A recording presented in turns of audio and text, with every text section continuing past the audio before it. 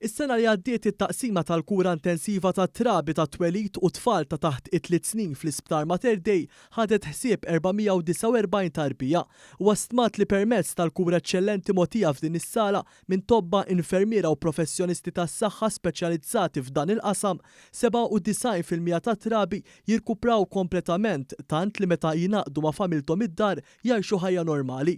Waqt żjara f'din is-sala d-Deputat Prim Ministru għas-Saħħa Chris Fearn segwa il-mod li bih l-istaff dedikat kontinwament jaġġorna l-prattiċi tiegħu sabiex tingħata l-aqwa kura l-iżgħar pazjenti tal-isptar. Fid-dawl ta' tneħħija ta' iżjed miżuri ta' prevenzjoni tal-COVID-19 interni tal-isptar b'koordinament mas-Supredendent tas-Saħħa Pubblika, id-Deputat Prim Ministru ħabbar li f'din is-sala se jerġgħu jirritornaw għan-normal il-ħinijiet ta' viżitaturi għal ġenituri tat-trabi. Dwar dan tat aktar dettalji charge nurse fl-MPICU Winnie Buħaġar.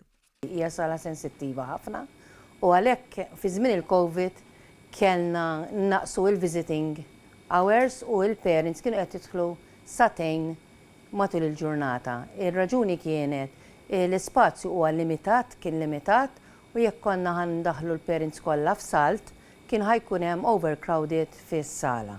Allura bdejna il-babies ħdejn xulxin intuhom ħinijiet differenti lill-ġenituri biex jidħlu jaraw it-tarbija. Issa li nirringrazzjaw il-ħanina li dan spiċċa, il-visiting hours ħajerġgħu jiġu għan-normal millum u mill-parents wara s-sija u nofs jistgħu jiġu joqogħdu mat-tarbija tagħhom l-MPICU.